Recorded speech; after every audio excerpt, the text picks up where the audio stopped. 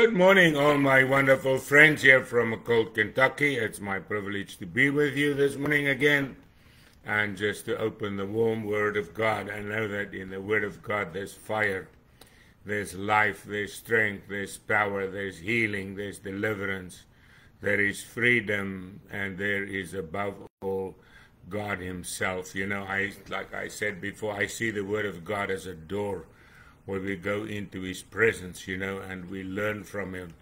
This morning again in my quiet time when I was having fellowship with the Lord, I just started getting blessed, you know, again as I opened the Word and I could have fellowship with Him. And you know, I read something that sort of, in the case I shared it with Ann too, it seems so against the gospel. It seems so against the message of salvation and the love and the grace of God. But you know, truth has two sides. It has the reality of life. It is God, right? It's all around. It's the front and the back. It's the whole deal. Truth is not just partial, it's complete and total. And where Jesus says in Matthew chapter 10, "Do not think I've come to bring peace on earth. I did not come to bring peace, but sword." And what is Jesus saying here? He says, I've come to set a man against his father, a daughter against her mother, a daughter-in-law against her mother-in-law. A man's enemies will be those of his own household. And you see, and then I thought, but God, how is this possible? You know, how can it then be that Jesus would come and He said He's the God of peace? But you know, when we look at the word peace, in Hebrew, the word shalom, one of the meanings is it means to kiss again. It means to get so close that you can kiss someone. In other words, there's nothing between you and that person that you have fellowship, that you have peace with, right?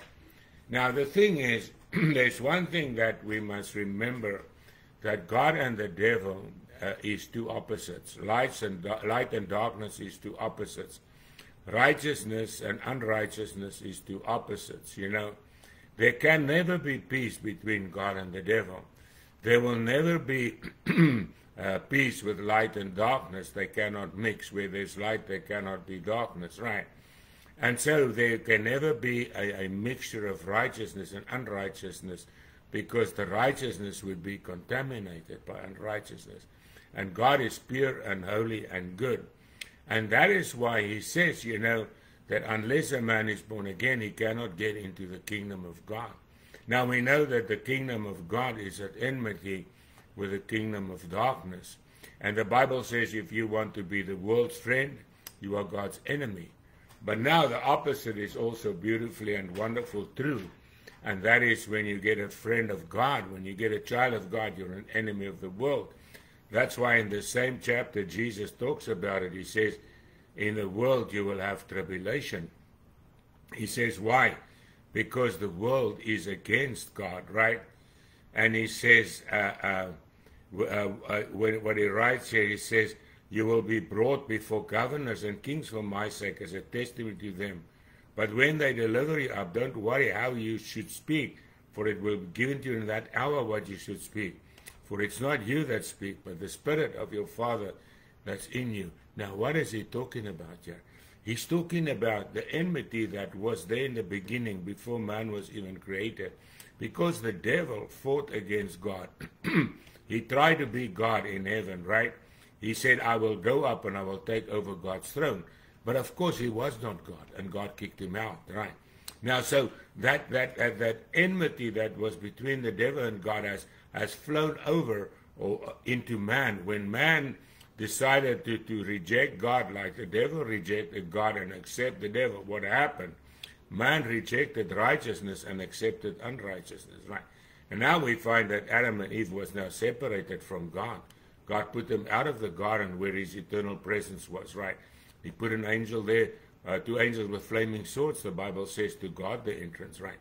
So that man can never go back there. So now we find that there's the enmity that now was between God and the devil became between man and God. God wasn't man's enemy, but man was God's enemy. But you know, the love of God went over that barrier. The love of God transgressed that barrier. It went over it. And what happened? And in his love there, even in the garden, he slew an animal to shed the blood that would represent the blood of Jesus, that would later take away the enmity, that separation between God and man, and bring back reconciliation, you see. And that is why when he's talking here about, I've come to bring the sword, he says, I've come to separate. I came to separate the people who doesn't want me and the people who wants me. That's what he's talking about here, you see. And that is why, if you read the Word of God, it always says, God says it's not the will of God that one should go lost. Not one. It's the will of God that all should be saved, you see. But why does people go lost? He says to Israel, I wanted to. He says, I wanted to, but you did not want to. You see, the moment God usurps anybody's will, what happens is that man or that person would become a puppet. It would become a robot, and like an animal that God just controls. God doesn't want to control anybody. What God wants from man, because he made us in his image, right? God the Father, the Son, and the Holy Spirit love one another. Excuse me. And now one in purpose, one in mind, right? And that is what God wants from man, that we would be one mind with him again, because our minds was corrupted by sin, right? Paul says it, right? Says their minds are corrupted. But when they don't want to turn to God, the corruption just gets worse, right? But when we turn to God, you know, I see salvation something like this. You know, when you start to sin, what happens? The one sin leads to the other, doesn't it? It makes it worse and worse and worse and worse, right? But now righteousness works the opposite way. You come to God full of sin, right? Now the righteousness of God comes, and the life of God comes into your spirit. And what happens now, as your spirit comes alive, what happens? You become more holy every day. It's not that you are not totally holy in the sense that you are born again, you're part of God, but your actions and your mind and your whole being becomes more holy every day. And that is what the growth is in the spirit, right? It changes our thinking. It changes our whole focus. It changes our whole life. You know, if I think in my own life, I believed stuff that wasn't biblical, but I was still saved. My mind was still contaminated by wrong thinking. But now the Word and the Spirit of God came, and what did it do? It separated me from that wrong thinking. And that's the issue, what Jesus is talking about here. He says, yes, I came to bring a sword to separate. He says, in the world there will be separation, those who reject me and those who accept me. But this separation that God's brought is to bring everyone that belongs to him closer to him. You see, so now what happens now? My mind was still corrupted by wrong thinking, right? Like, for instance, I believed that I was baptized as a child. So my mind was captivated by a wrong thought. But then the sword of the Spirit came. What Jesus is talking about, the Word, right? The sword of the Spirit came, and what happened? It cut away that wrong thinking. Why? It brought the right thinking. It brought me to the place where I realized, you know, baptism is not just a human action of putting some water on a baby's head and telling him he's saved. No. So the baptism means it's an event where I choose to go to be baptized. I chose to be baptized. I went to the pastor. I said, I want to be baptized because the Bible says so. Jesus told me to be baptized. Right. So what happened now? The sword of the Spirit came and made a separation between the wrong thought and the right thought. And what happened? As I accepted Christ, I now accept the right thought. And what happens now? I become more like Jesus. The Word now suddenly establishes in me. You know, there's a lot of other stuff, you know, and still today, I'm not Mr. Perfect. I don't know everything, you know. The Bible says we know in part. But one thing I know is the Word still cuts. And the Word still separates me from my wrong thinking, from my little understanding, and from my misconceptions. Like this morning again, when I read, what did the Word do? It said to me, I'm separating.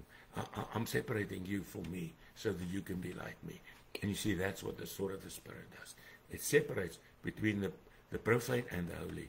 It brings the holy to stand, cuts off the unholy, and brings us to a place where we become more like God and closer to Him.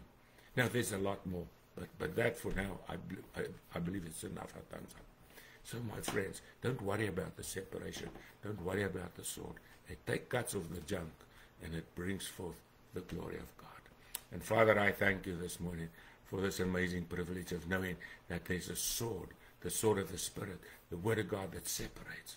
And Lord, that separates us from the world and wrong thinking and the flesh and brings us closer to you. So help us to live in your word. Help us to let that sword cut deep. And help us, O God, to live out of the fullness of your revelation. Let that cut away all sickness. Let it cut away all doubt and fear, all unholiness, Lord, in Jesus' name. Amen. Well, be blessed. Have an awesome day in our Lord Jesus Christ. Amen.